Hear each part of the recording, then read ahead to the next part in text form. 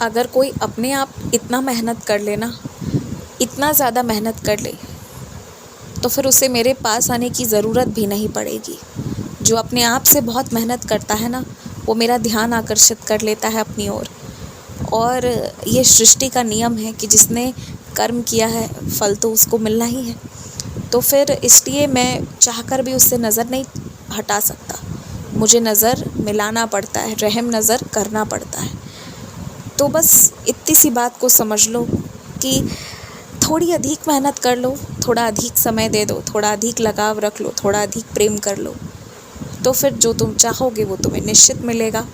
और मुझे ऐसा लगता है ना कि जो तुम्हारे वश में है ना, जिस हद तक, उस हद तक तो तुम्हें जाना चाहिए, और उसके बाद बाकी देखा जाएगा, बाकी मेरे चरणों पर छोड़ देना चाहिए।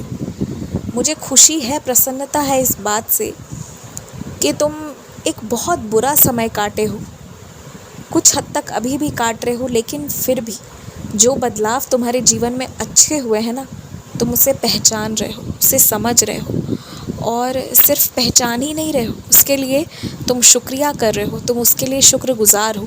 ये चीज़ मुझे तुम्हारी बहुत अच्छी लगी। देखो, कभी कभी ऐसा होता है कि एक रिश्ते के बनने के बहुत साल बाद जब धोखा मिलता है ना, तो फिर बहुत बुरा लगता है।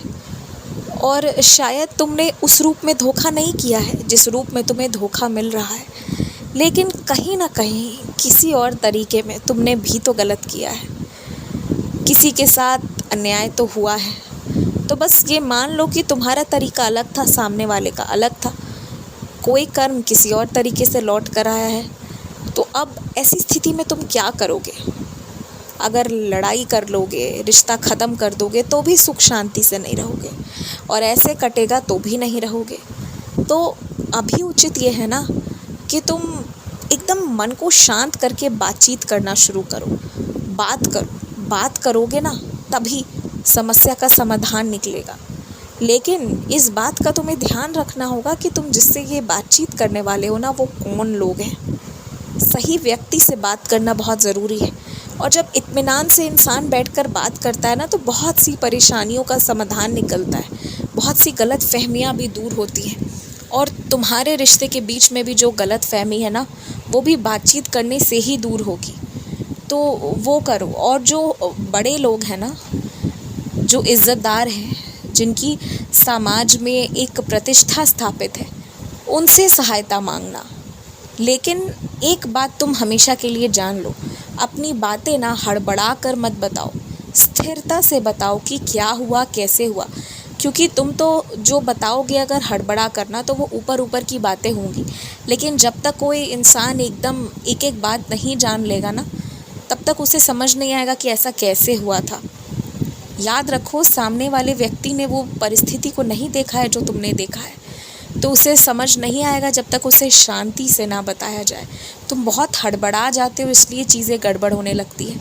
अगर हड़बड़ाए बिना स्थिर से समझाओगे ना, तो तुम्हारी बात भी समझेंगे और तुम्हारा भला होगा। देखो, अगर मैं तुम्हारा भला नहीं चाहता ना, तो तुम्हारे मन में ये बात भी नहीं आती कि तुम्हें अब सब कुछ को ठीक करना है, ठीक करने का प्रयास करना है। जहाँ तुम्हारे मन में ये बात आई है ना, तो ये याद रखो कि अगर कोई चाह जाए ना कि मुझे अपने परिवार को समेट कर रखना है, कोई चाह जाए कि मुझे अपने हिस्से की खुशी को जीना ही जीना है, चाहे छीनने के लिए भी तैयार हो जाओगे ना, जब चाहत इस हद तक हो जाएगी ना, तो सारे समस्या का समाधान अपने आप निकल जाएगा। चाहने मात्र की देरी थी, और तुम तो चाह गए हो। और तुम वो हो ना जो अगर सोच ले कि मुझे ये करना है, ऐसे सब कुछ को ठीक करना है, तो फिर ना तुम्हारे अपना से अपना, करीबी से करीबी भी, तुम्हारे प्रिय से प्रिय भी सामने खड़ा हो जाए ना तुम्हारे खिलाफ, तो भी तुम्हें नहीं रोक सकता। इतनी शक्ति है तुम्हारे अंदर, और इतना ये कह लो कि ये तुम्हारी अच्छाई भी है। तो इसलिए अपनी अच्छाई और अपनी शक्ति का ना सदुपयोग करो, सही दिशा में उसका उपयोग होने दो। अगर तुम अपनी बातों को मन में रखकर लड़ाई झगड़ा करते रहोगे ना, तो सब बिखर जाएगा। तुम्हें सब समेटना है और ठीक करना है और खुशी से रहना है, क्योंकि आगे जीवन बहुत लंबी और बहुत अच्छी है। हमेशा मुस्कुराते रहो, और अपने साथ साथ बाकियों की भी तरक्की के बारे में अब सोचना। अब पीछे मुड़कर कुछ नहीं देखना है। निश्चित ही कुछ लोगों से संपर्क तोड़ना पड़ेगा, क्योंकि अन्य लोगों से संपर्क अब जुड़ने वाले हैं और अब अच्छे लोगों से संपर्क जुड़ेंगे तुम्हारे।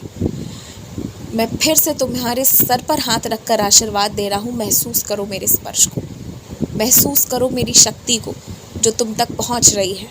हमेशा खुश रहो, बहुत खुश रहो, मुस्कुराते रहो, आयुष्मान भव, तेजस्वी भव, धनवान भव।